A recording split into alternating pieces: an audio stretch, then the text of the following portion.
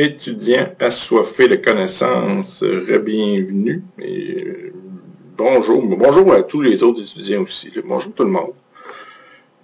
Petit exemple d'annuité dans cette capsule-là. C'est un exemple, chapitre 6, partie 2. Là, vous allez le retrouver sur le site. Vous l'avez détaillé ici. Vous avez la solution. Vous avez une solution avec les formules, puis souvent c'est pas très visuel, c'est pas très facile de voir qu'est-ce qui se passe. Donc je prends la peine de faire une petite présentation, une quinzaine de minutes, pour résoudre cet exemple-là avec vous. J'ai préparé un petit PowerPoint là, qui résume le problème en question, puis qui va nous détailler les différentes étapes. Juste pour vous avertir, pourquoi je prends la peine de faire celui-là, là? Quand on donne le cours en classe, c'est un problème qu'on fait toujours au début de la 4e semaine. 4e cours, on commence le cours avec ça. Ça fait 3 semaines qu'on fait des mathématiques financières. Ça, c'est mon problème de wake-up que j'appelle. Ça, c'est le problème de dire, là, ça fait 3 semaines qu'on pratique, vous devriez être déjà pas mal habitué, vous devriez en avoir fait en masse. Ça, c'est pour vérifier si ça marche, qu'est-ce que vous faites. Est-ce que votre préparation fonctionne? Est-ce que vos affaires, vous êtes rendus à la bonne place? Oui. Si vous regardez ça, là, puis ça roule, ben c'est super bon signe. C'est clair que vous êtes aligné comme il faut, parce que ça fait un super bon recap là, de ce qu'on fait dans les 3 premières semaines du cours de finance. Si vous regardez ça, puis c'est vraiment difficile pour vous, ben, ça vous donne une idée de c'est quoi le niveau avec lequel vous devez être à l'aise, parce que ça, pour l'examen, c'est très standard. C'est pas quelque chose qu'on considère comme difficile, c'est quelque chose avec lequel vous devriez être à l'aise. Si c'est pas tout de suite, ça peut être plus tard, mais ça vous donne une idée du niveau là, qui est requis, là, qui est demandé pour le cours. Bon, le problème, c'est quoi? Quelqu'un, on a commencé il y a 10 ans à mettre 50$ au début de chaque mois dans un compte, puis on a fait ça pendant 8 ans. Donc, on a arrêté il y a 2 ans. En plus de ça, on a gagné un concours qui nous donne une rente perpétuelle de 500$ par année. Perpétuelle infinie, 500$ par année. Le premier montant à être versé seulement dans 3 ans, mais vous ne voulez pas ça. Vous voulez à la place un montant unique qui est versé aujourd'hui. On veut un montant équivalent. Tout ça, ça s'en va dans le même compte. Des montants dans le passé, des montants dans le futur. Je ramène tout ça en date d'aujourd'hui. Puis je veux savoir combien j'ai dans mon compte spécial en date d'aujourd'hui, en sachant que au début, les 5 premières années, j'ai eu 6% effectif annuel. Puis ensuite, pour les 5 dernières années, donc d'il y a moins 60 mois jusqu'à aujourd'hui, on a eu 9% capitalisé quotidiennement. Pour le futur, 8% annuel, on va supposer pour actualiser notre perpétuité. Vous avez un problème d'annuité, vous avez un problème de mathématiques financières. Le réflexe que vous devriez avoir, c'est le suivant. Regardez ça, regardez ça. J'ai un taux annuel, j'ai un paiement chaque mois, j'ai un problème. Il faut que je fasse quelque chose avec ça. Il faut que je fasse une équivalence de taux. Toutes les équivalences de taux, c'est pour toujours respecter la règle d'or, comme quoi que la fréquence du versement, la fréquence de capitalisation du taux, le nombre de périodes, les périodes que vous allez utiliser, il faut que ça fitte. Si j'ai des paiements mensuels, ça va me prendre un taux mensuel. J'ai des paiements mensuels ici tout le long. Il faut que je convertisse ce taux-là. Il faut que je convertisse ce taux-là. Ma capitalisation est annuelle ici. Ma capitalisation est quotidienne ici. Il va falloir que je les ajuste. La règle, c'est toujours la même. C'est le paiement qui est le boss. J'ai des paiements tous les mois. Je m'aligne là-dessus. Je n'ai pas de croissance ici. Là, fait que c'est un cas d'annuité standard. On s'enligne sur un paiement mensuel. Ici, 8% annuel. Mes paiements sont annuels pour la perpétuité. Je n'ai pas d'équivalence de taux à faire. Ça fit déjà. OK. Donc, mon problème, ça c'est aujourd'hui. Dans le passé, j'ai commencé à faire des versements de 50$ ici. On a dit que c'était un début de période. Fait que le premier, il était exactement il y a 10 ans, donc 120 mois. Et j'en ai fait à tous les mois.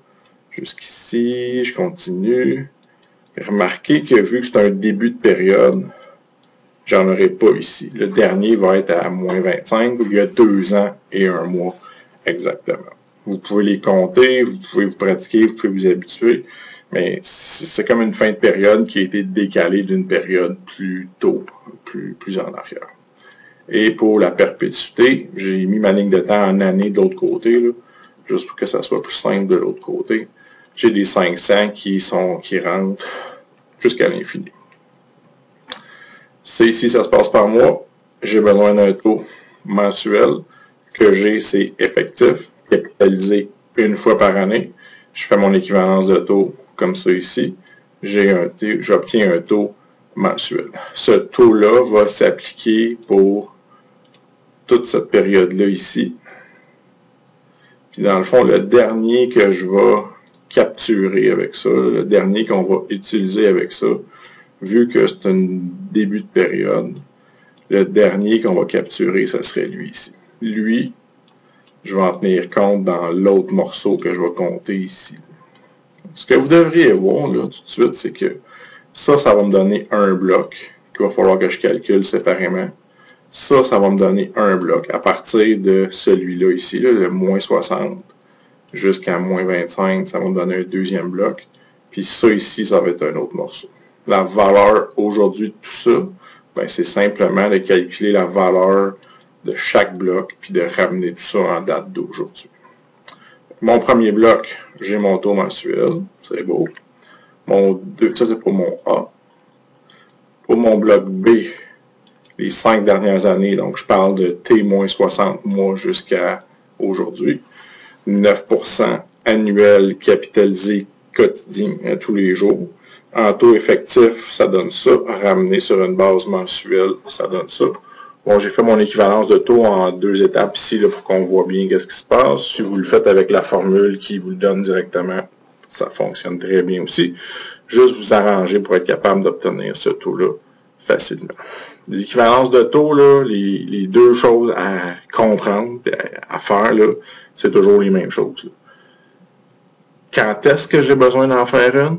Ça, c'est 1. Puis 2, comment je la fais? Si vous êtes capable de faire ça, il n'y a aucun problème. Pourquoi j'ai besoin d'en faire une ici? Quand est-ce que j'ai besoin d'en faire une? Ben, c'est parce que ma capitalisation quotidienne ne fit pas, ne concorde pas avec la fréquence de mes paiements qui eux, sont mensuels. Les paiements sont mensuels, c'est le paiement qui décide. Je veux un taux par mois, je dois passer par une équivalence de taux ici. Pour la perpétuité, le futur, la partie C, taux annuel, paiement annuel, aucun problème, je ne touche pas à ça.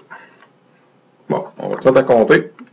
La partie A, que je vais faire ici, 50$ ici, début de période, 50$ ici, début de période, jusqu'à une période avant 60. Ça, c'est le dernier que je vais inclure dans mon calcul. Je vais jusqu'ici. Ça, c'est tout ce que je vais capturer. Puis vous allez voir pourquoi. Mon taux, il change ici. Mon taux, il change exactement il y a 5 ans, il y a exactement 60 mois. Donc, je veux ramener la valeur de tous ces montants-là que j'ai mis en jaune à cette date-là, où est-ce que le taux il change. Mon calcul va être bon jusqu'à temps que le taux d'intérêt change, puis après ça, ben, il va falloir que j'utilise un autre taux. Si j'applique ma formule d'annuité pour une valeur capitalisée, remarquez ici que vous avez l'ajustement pour un début de période, ben, c'est mon montant avec le taux qu'on a calculé tantôt, mon équivalence de taux, 60 paiements. 60 paiements, ça me mène jusqu'ici. T-61, ça c'est mon 60e. Si mon premier est à T-120, mon 60e, c'est T-61. Tout ça, ça va me donner une valeur dans le temps qui coïncide avec le dernier paiement, donc à T-61.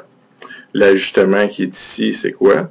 C'est pour ramener tout ça d'une période plus tard, parce que le taux il change ici. Fait que vous prenez la valeur qu'on a calculée dans le gros crochet, puis on la ramène une période en avant. Le 1 plus R, il sert à ça. Fait que ça, c'est une valeur qui se situe dans le temps, il y a exactement 5 ans. Ça tombe bien, c'est ça que je veux, parce qu'à cette date-là, il y a 5 ans, le taux a changé jusqu'à aujourd'hui. Fait qu'il faut que je prenne cette valeur-là, puis que je la ramène aujourd'hui. J'ai un montant unique. Tantôt, j'avais une annuité, là, j'ai un seul montant qui est exprimé il y a 5 ans. R plus R, cette fois-ci, c'est le R du deuxième bloc qui s'applique parce que le taux a changé. Donc, c'est mon deuxième morceau de 60 périodes en avant. Donc, je passe de il y a 5 ans à aujourd'hui. Ce montant-là, ça représente la valeur aujourd'hui des 60 premiers versements là, du bloc A. Donc, ça fonctionne. On va faire exactement la même chose pour le bloc B. On va changer les dates ou les timings des cash flows, mais l'idée, c'est exactement la même. Le bloc B, on se rappelle que le premier, il est ici, puis le dernier va être ici. De la même façon que tantôt, si j'ai un début de période ici, j'en aurai pas. Mon dernier versement va être une période avant il y a 2 ans. Donc, il y a 25 mois. Je prends mon taux qui s'applique pour le bloc B, là, pour cette partie-là ici. J'en ai 36. 36 étant le premier ici à moins 60, le dernier étant ici. Donc, ça a commencé il y a 5 ans. Puis, j'ai arrêté de faire des paiements il y a 2 ans. J'ai fait ça pendant 8 ans. Donc, 60 moins 24, 36. Il me reste 36 paiements, 36 versements dans cette période-là. Même chose, 1 plus R. Donc, ça ici, ça me donne une valeur qui est à moins 25 dans le temps. Le 1 plus R me déplace d'une période de plus, me ramène ça à 24. Donc, il faut savoir que ce montant-là, il est situé il y a exactement 2 ans. Donc, c'est pour ça qu'il faut que je le capitalise de 24 périodes pour passer d'un montant exprimé il y a 2 ans à un montant exprimé en date d'aujourd'hui. Donc, c'est super important de savoir tout le temps vos annuités et vous mènent quand dans le temps. VCA coïncide avec le dernier paiement, ici, puis le 1 plus R ici m'amène une période plus loin. VAA, toujours une période avant le premier versement. Donc, ça va vous permettre de faire les bons ajustements puis de vous situer dans le temps à la bonne place. Ça, c'est la valeur aujourd'hui du deuxième morceau, là, les 36 derniers versements. Il reste ma perpétuité. 8% par année. Le premier montant dans 3 ans de 500 $. Infini. Bon. Ben, la perpétuité, c'est l'affaire la plus simple à évaluer. C'est sur R. C'est sur R, ici, ça me donne... Remarquez que là, ma règle, elle fit déjà. Là. Ça, c'est un montant annuel. Ça, c'est un taux annuel. Aucun ajustement à faire. Ça, c'est la valeur une période avant que la perpétuité commence. VAA, une VA de perpétuité, c'est toujours la même affaire. Une période avant que ça commence. Mon premier versement, il est ici. Donc, ma valeur ici, là, ça vaut 6250 à l'an 2. C'est pas à l'an 2 que je veux ma réponse. C'est aujourd'hui. Donc, je recule ça dans le temps de 2 périodes. Ça, c'est ma valeur aujourd'hui du bloc C. Fait que vous additionnez vos 3 morceaux qu'on a trouvés, tous exprimés en date d'aujourd'hui. Ça vous donne la valeur aujourd'hui de votre compte spécial. Ça, je m'arrangerai pour que ça soit facile à faire pour vous. Ça montre que vous comprenez les équivalences de taux, le timing des perpétuités, des annuités, que vous êtes capable de déplacer de l'argent dans le temps. Les questions qu'on va vous poser supposent que vous êtes capable de faire ça. Ça fait le tour. C'est un beau problème récapitulatif. Bonne chance!